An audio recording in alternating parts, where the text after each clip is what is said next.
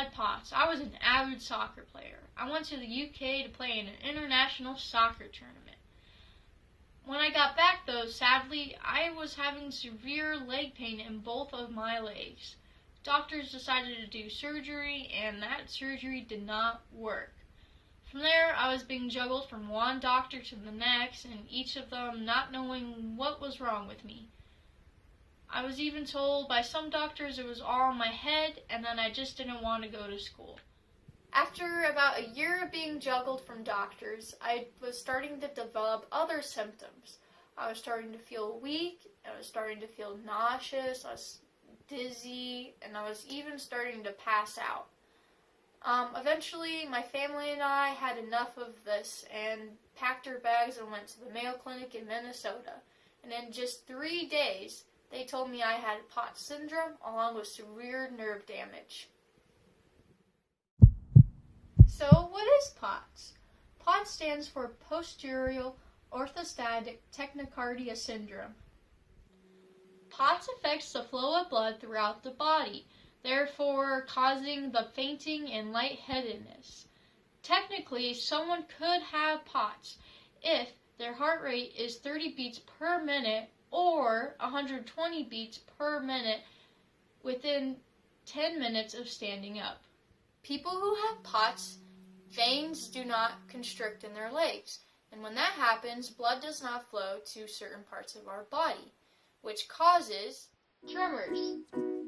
I'm so tired. Another symptom is brain fog. Some other symptoms are headaches, nausea, abdominal pain, chronic pain, chest pain, heart palpitations, insomnia, and weakness.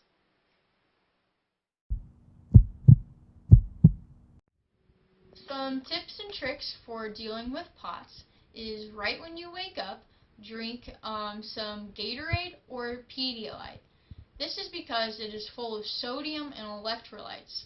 The sodium constricts the veins and helps get the blood flowing in the morning.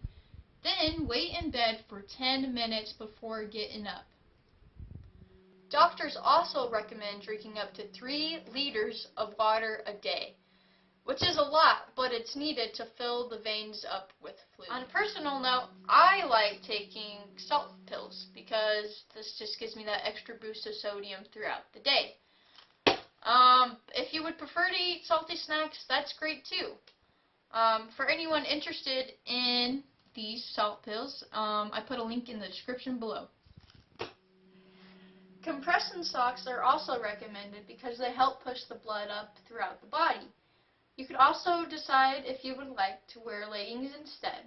And if you would like to purchase some compression socks, there's a link below in the description. Exercise is also very important because it helps with the blood flow throughout the body. If you're someone who is having trouble with this because every time you stand up you pass out, simply just grab some hand weights and do some simple exercises. There's some good exercises are swimming, walking, and even running if you can. So, how can you help? Well, first off, don't assume.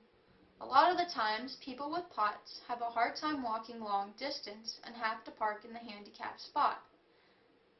When this happens, people verbally assault them because their illness is not visible. Your actions towards others makes a big impact on others. Be kind, be understanding, don't assume.